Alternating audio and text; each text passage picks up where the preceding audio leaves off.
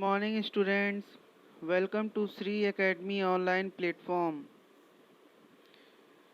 Today we are discussing class 8 social science chapter 2, the rise and growth of the company power, exercise part 2. In that third question, short answer type question. Today we are discussing short answer type question. In that first question is, how was the political condition of India after the death of Aurangzeb? I repeat that question. How was the political condition of India after the death of Aurangzeb? The answer is that the political condition of India was highly unstable. Aurangzeb was the last powerful Mughal ruler. His death in 1707 marked the beginning of a war of succession for the throne of Delhi. The Mughal court was also divided into the Turani, the Irani, and the Afghani and the Hindustani groups, which were constantly fighting and conspiring against one another. I repeat that answer. The political condition of India was highly unstable. Aurangzeb was the last powerful Mughal ruler. His death in 1707 marked the beginning of a war of succession for the throne of Delhi.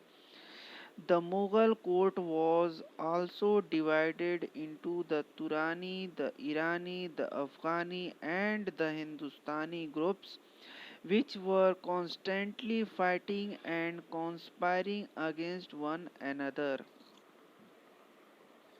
इस answer में बता रहा है कि भारत का राजनीतिक अवस्था जो थी वो लगातार बदलते जा रही थी। जैसा कि हमें पता है कि औरंगज़ेब जो था वो आखिरी मुग़ल सल्तनत का राजा था। उसकी मृत्यु सन 1707 में चिंगारी नहीं, फिर भी एक शुरुआत थी। किस चीज़ की? दिल्ली सल्तनत की लड़ाई के लिए कि गद्दी पे हम बैठेंगे। The Mughal court was also divided into Turani, Irani, the Afghani and the Hindustani. जो मुग़ल कोर्ट था, जो मुग़ल का दरबार था, वो भी कई हिस्सों में बट गया। वो हिस्से थे तुरानी, ईरानी, अफगानी और हिंदुस्तानी। और ये लोग एक दूसरे के खिलाफ लगातार साजिशें करते, एक दूसरे से लगातार लड़ते रहते थे। ठीक है। Next question, how did the battle of Plassey establish British strong hold in India? I repeat that question, how did battle of Plassey establish British strong hold in India? Answer is, the Battle of Plassey was the major victory of the English in India. They now got a monopoly over trade in Bengal and gradually ousted the French and the Dutch. As Mir Jafar was a puppet in the hands of English, they gradually extended their political control over the provinces. The rich resources of Bengal made them financially stable to further their political design in India. Question में कह रहा है कि पलासी का युद्ध British के लिए कैसे साबित होता है कि वो अपना पैर भारत में मजबूती से जमा लिए थे। आंसर क्या है? आंसर में कह रहा है कि पलासी का जो युद्ध था वो अंग्रेजों के भारत पे जीत, पहली जीत थी, मतलब एक मुख्य जीत के रूप में जाना जाता है भारत पर। उन्हें जो है अंग्रेजों को भारत बंगाल के व्यापार में एकाधिकार मिल चुका था और वे इसी के साथ ही फ्रेंच को और डच को बाहर निकाल दिए थे, क्योंकि मीर जाफर जो था वो अंग्रेजों के हाथ की कठपुतली बन चुका था। अंग्रेज लगातार अपना राजनैतिक कंट्रोल जो है वो पॉलिटिकल कंट्रोल जो है वो प्रोविंसेस में फैलाते जा रहे थे। मतलब वे लगातार अपना जो एरिया है जो अपने कंट्रोल का वो बंगाल में लगातार बढ़ाते जा रहे थे। बंगाल का जो रिच रिसोर्स था वो उन्हें मतलब फाइनेंशियली मजबूत कर रहा था। किस लिए? मतलब अपना जो पॉलिटिकल डिज़ाइन है वो फर्दर आगे बढ़ाने के लिए भारत में कि किस किस तरह से हम किस किस राज्य को अपने अंतर्गत ले लेंगे, मदद करने लगा। Next question, mention the merits and the demerits of subsidiary alliance system. Subsidiary alliance system की अच्छाई और बुराई के बारे में बताइए। The merits are mainly for the company as the system proved to be beneficial for British. The Indian princes were deprived of any opportunity to join hands against the company. On the pretext of protecting a state, the company could now maintain a large standing army at the expense of the prince. It gave the company a chance to further expand their territory in India. While the demerits are mainly for Indian rulers, as the Indian rulers had to face the interference of British residents in their everyday affairs. The Indian rulers lost their administrative as well as financial independence. Answer में कह रहा है कि जो merits था वो mainly company के लिए था कि भारतीय राजकुमारों को मजबूर होना पड़ा था कि वे कंपनी के खिलाफ किसी से भी हाथ न मिलाएं। इसके संदर्भ में कंपनी जो है वो उनके स्टेट को प्रोटेक्ट करती थी। कंपनी जो है वो अब इन राज्यों में अपनी बड़ी संख्या में आर्मी को खड़ा रखती थी, मतलब तैनात करती थी, वो भी भारतीय राजकुमारों के खर्चों पे। It gave the company chance to further expand their territory in India, जिनसे कि उन्हें चांस मिल गया, उन्हें मौका मिल गया अपने टेरिटोरी को, अपने साम्राज्य को भारत में विस्तृत करने का। While the demerits are mainly for Indian rulers, लेकिन जो डिमेरिट था वो किनके लिए था? वो भारतीय शासकों के लिए था, भारतीय राजाओं के लिए था, क्योंकि भारतीय राजाओं को अपने प्रतिदिन तथा प्रत्येक विवाद में ब्रिटिश कंपनी का हस्तक्षेप झेलना पड़ता था। The Indian rulers lost their administrative as well as financial independence. जो भारतीय राजा थे वो अपने राज्य का एडमिनिस्ट्रेशन खो चुके थे, साथ ही साथ फाइनेंशियल डिसीजन लेने का अधिकार भी खो चुके थे। तो I repeat that answer. The merits are mainly for the company as the system proved to be beneficial for British. The Indian princes were deprived of any opportunity to join hands against the company. On the pretext of protecting a state, the company could now maintain a large standing army at the expense of Indian princes. It gave the company a chance to further expand their territories in India.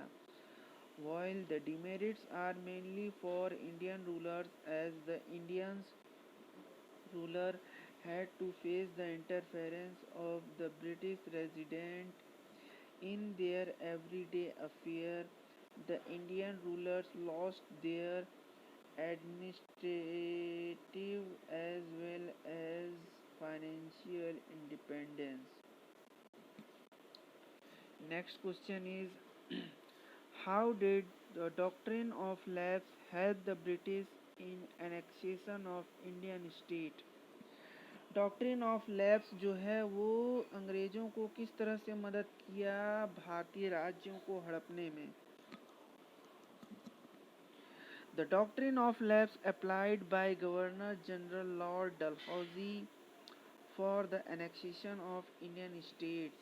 According to the doctrine, if the ruler of any dependent state died without a legitimate heir to the throne, then his state would directly be annexed or lapsed to the British Empire.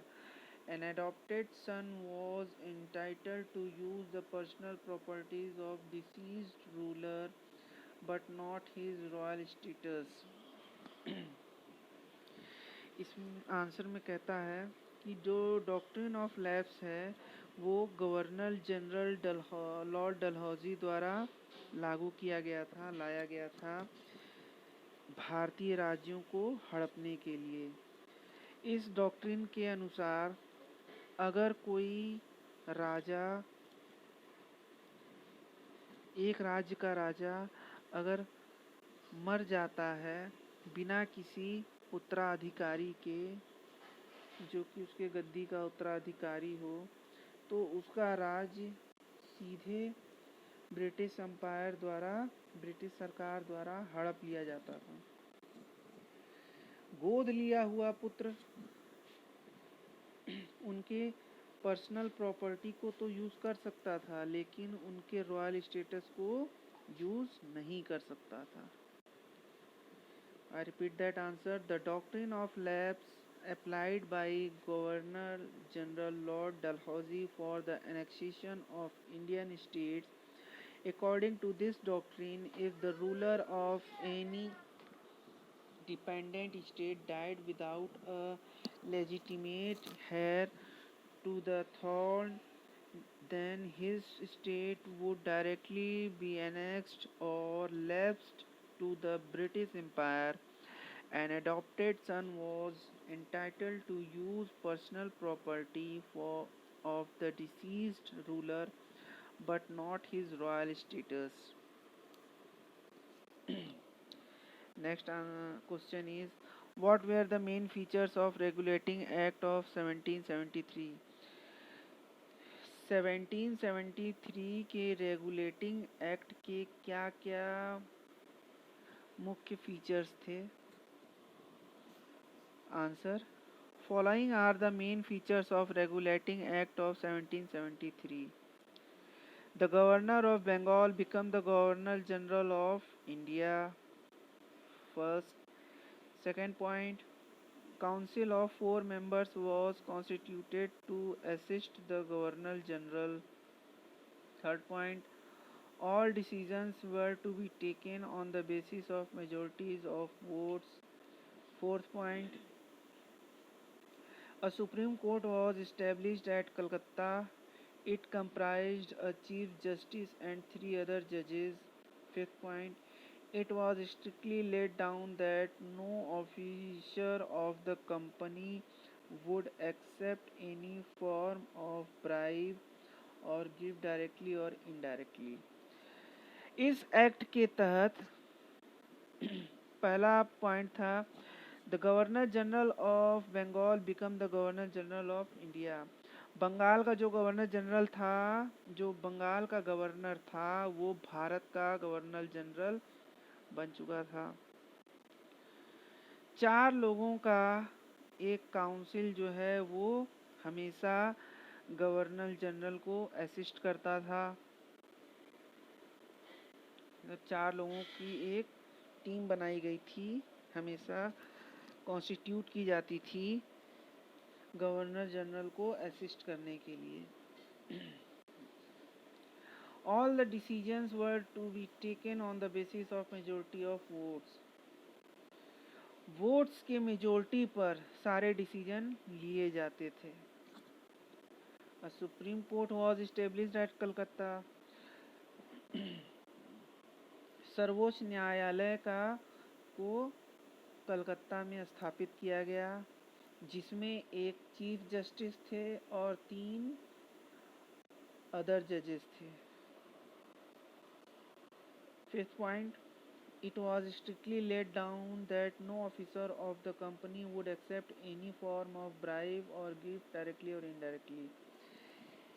ये strict मतलब एक कड़े तौर पे ये कह दिया गया था कि कंपनी का कोई भी अधिकारी किसी भी प्रकार का घूस या तोहफा सीधे या औपचारिक या अनौपचारिक रूप से नहीं लेगा।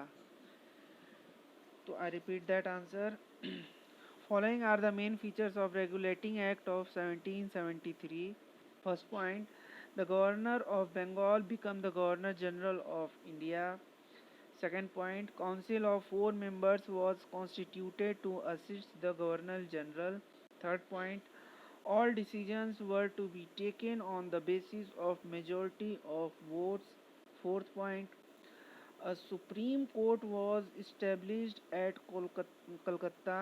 It comprised a Chief Justice and 3 other judges.